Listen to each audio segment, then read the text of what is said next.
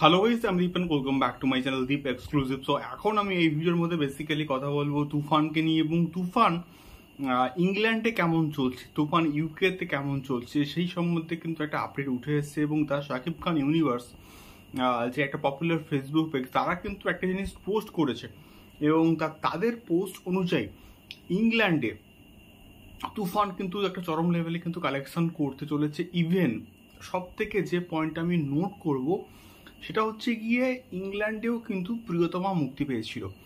তো প্রিয়তমা যে লেভেলে সাকসেসফুল হয়েছে ইংল্যান্ডে, সেই প্রিয়তমার যে রেকর্ড, সেই রেকর্ডকেও রীতিমতো কিন্তু ছাপিয়ে যেতে চলেছে শাকিব খানের তুফান।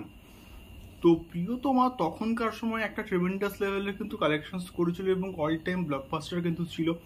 এবং শাকিব খান এবং ইতি কাপুরের যে কম্বিনেশন, সেটা কিন্তু দুর্দান্তভাবে ওয়ার্ক করছিল, এটা আমরা প্রত্যেকে কিন্তু জানি। তো তো সেই রকমভাবে প্রিয়তমার রেকর্ডকে মানে ভেঙে ফেলা বা ছাপিয়ে যাওয়াটা কিন্তু খুব ইজি একটা টাস্ক কিন্তু ছিল না।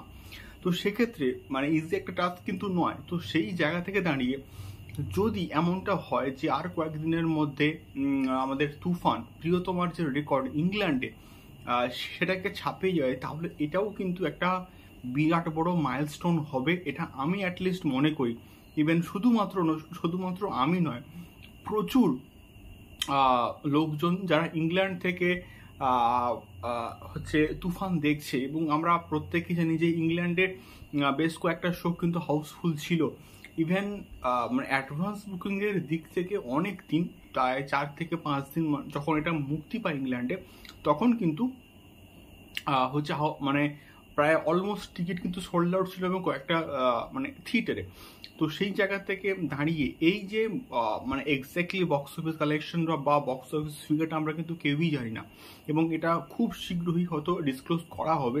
বাট যেটুকু খবর আমরা পাচ্ছি যে ইংল্যান্ডের যে প্রদর্শক রন্টি চৌধুরী, তার মতে কিন্তু হচ্ছে তুফান খুব শীঘ্রই প্রিয়তমার যে বক্স অফিস কালেকশনস ইংল্যান্ডে যে কটা জায়গায় মুক্তি পেয়েছে, তাকে কিন্তু ছাড়িয়ে যাবে হচ্ছে আমাদের শাকিব খানের তুফান। অর্থাৎ শাকিব খান নিজেই নিজের রেকর্ড কিন্তু ভাঙতে চলেছে ইংল্যান্ডে।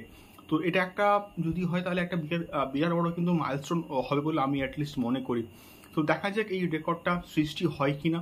তোমাদের কি মতামত, এবং তোমরা কারা কারা ইংল্যান্ড থেকে ভিডিওটা দেখছো, অবশ্যই কিন্তু আমাদেরকে কমেন্ট করে শেয়ার করতে পারো।